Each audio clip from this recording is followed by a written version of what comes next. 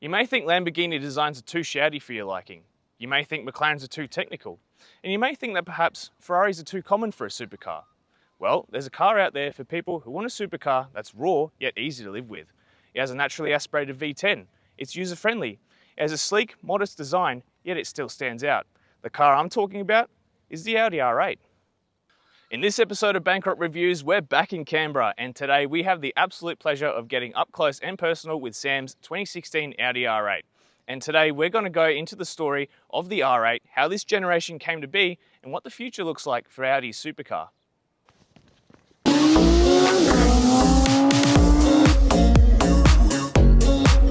File 1, the origins. Now, before the R8 was a road car, it was a race car. And not only a race car, it was one of the most dominant racing machines in endurance history. Audi spent the 80s and 90s building a reputation for quattro all-wheel drive and turbocharged power, but their next target was respect on the world stage, on the tarmac. So in 1999, Audi entered the world of top-tier endurance racing with the Audi R8 LMP program. The R8 LMP race car was a monster. Between 2000 and 2005, he won the 24 Hours of Le Mans 5 times, making it one of the most successful endurance cars ever. The name R8 became synonymous with speed, reliability, and German engineering at its absolute best. Naturally, Audi wanted to bring that race-winning pedigree to the road. At the Frankfurt Motor Show in 2003, Audi unveiled the Le Mans Quattro concept, a sleek mid-engine vision of what a future Audi supercar could look like, and people loved it. It was aggressive, wide, muscular, and completely unlike anything Audi had ever made. That concept evolved into a production car, and in 2006, the world finally got the first generation Audi R8. File 2, the first gen R8. The first R8 was Audi stepping into uncharted territory. Mid-engine, aluminium space frame, quattro all-wheel drive, but it wasn't trying to be a Ferrari nor look like a Lamborghini. Instead, the R8 was engineered to be usable, comfortable, and reliable while still delivering exotic level performance. At launch, it came with a 4.2-litre V8, making around 420 horsepower or 313 kilowatts.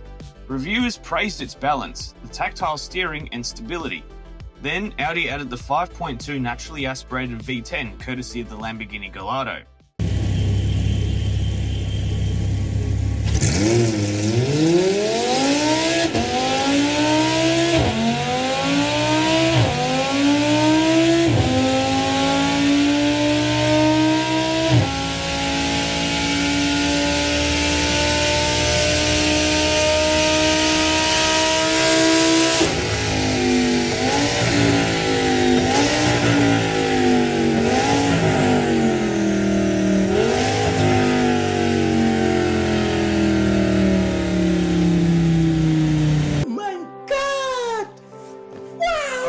Suddenly, the R8 wasn't just a well-mannered sports car, it was a genuine supercar.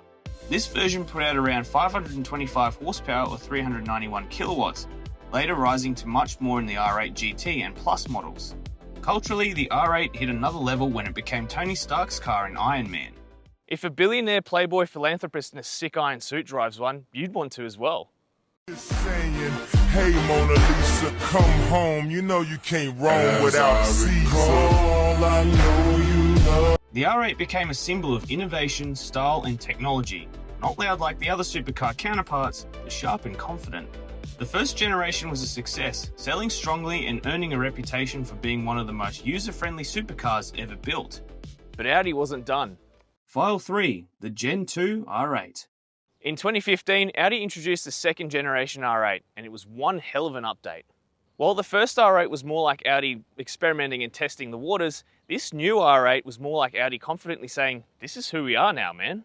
Gone were the rounded, flowing lines of the first generation, and instead, the new R8 took on a really angular, technical look with wide shoulders and a design that seemed to come out straight from a sci-fi movie.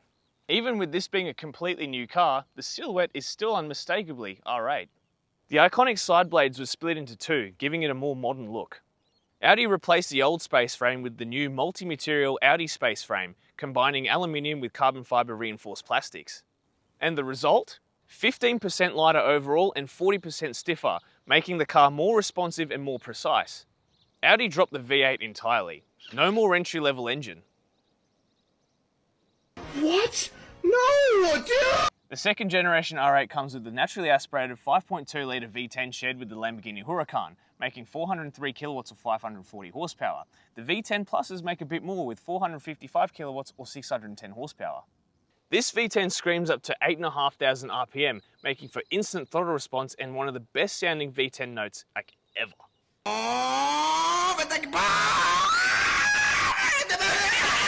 0 to 100 kilometers an hour is achieved in 3.5 seconds with a top speed of around 330 km an hour. The new R8's Quattro system is now more rear biased, improving the feel and making the car more playful. Oh! Ew! What the fuck? The 7-speed S-tronic dual clutch gearbox shifts faster than ever, and critics call the car the friendliest supercar, but one that could still terrify you in the right conditions. The interior is a huge upgrade as well, and as you can see here, no more center infotainment screen. It was a very futuristic design for the time, and honestly, the digital dash still feels it. All the buttons and dials in here feel really nice and high quality, and the interior is unmistakably Audi, and in my opinion, one of the best interiors ever. The new R8 is also closely linked to Audi's racing division, with around 50% of its components shared with the R8 LMS GT3 race car. So this is basically just a road race car. Now, as you can see, the car I'm standing in front of has had some mods done to it. The most notable being the wheels, a set of staggered 20 and 21 inch Vossen Evo 3 wheels in what's called patina gold. The whole bottom end of the car has been wrapped gold, a nod to the Lamborghini Aventador Miura homage, and the exterior finished off in Suzuka grey. Prices for these will set you back from just over $200,000 to about $280,000. So let's jump in and see what $200,000 of car feels like.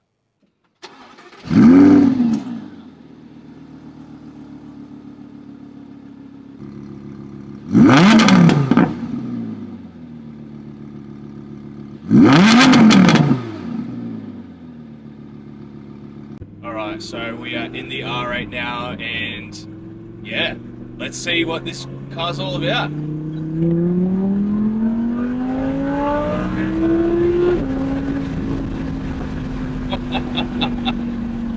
Yo! This thing is nuts. It just gives you like this rocket ship feel, and the car launches so fast and so instantly, like you got no turbo lag obviously because it's naturally aspirated. This thing is, it's like being in a fighter jet.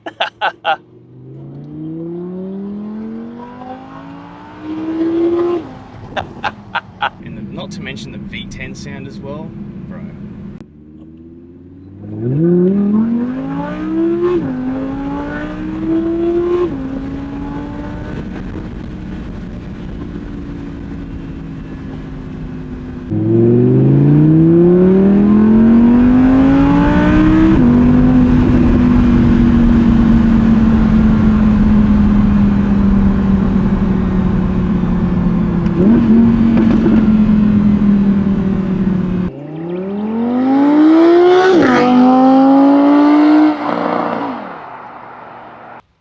Bro, this field is just filled with Lamborghinis.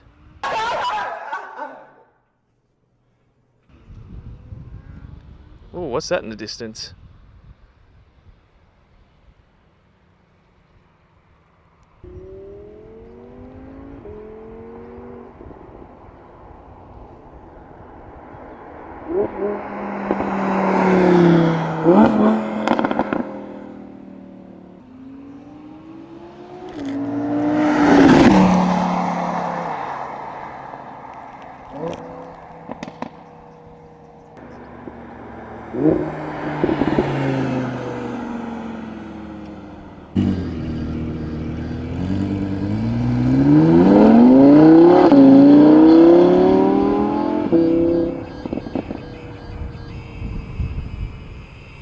File 4. The R8's role in Audi's lineup and culture.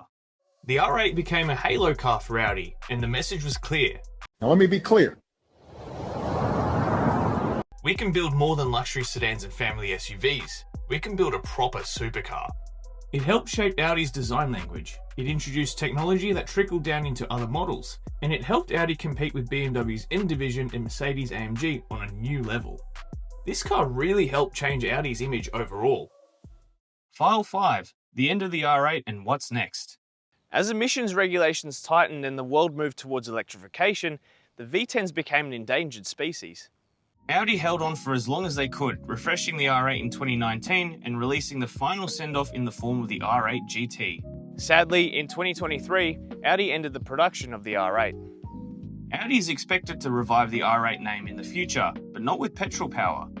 Early prototypes and concept discussions point toward a fully electric, high-performance flagship car. The latest concept that Audi launched was in October 2025, the Concept C. It's a fully electric, two-seater sports concept car which hints Audi's direction and design language in the future of its sports cars. Audi, like most other car companies, is starting to prioritize EVs, moving into that new era of cars. And with that, Audi will likely look for a new halo car in this new era, and the R8 badge is simply too iconic to retire forever. Even if an electric successor comes, the V10 era is something we won't ever see again. The R8 stands as Audi's first supercar, one of the last great naturally aspirated V10s, a bridge between motorsport and road car engineering, and a cultural icon that helped reshape what a German performance car could be.